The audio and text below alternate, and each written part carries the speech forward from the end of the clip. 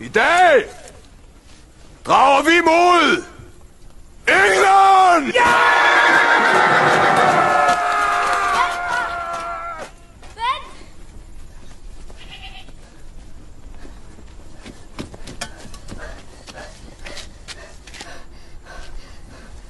Mod skibene!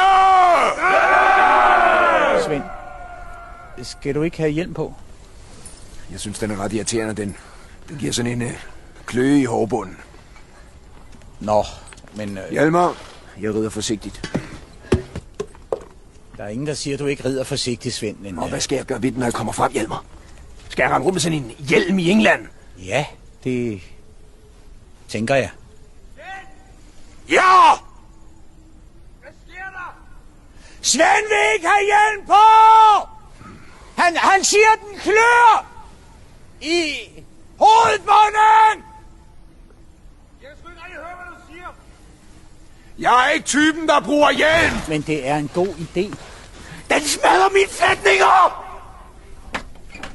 Svend. Svend. Ja? I kan plyndre lige så tosset I vil. Men I tager hjelm på. Ja.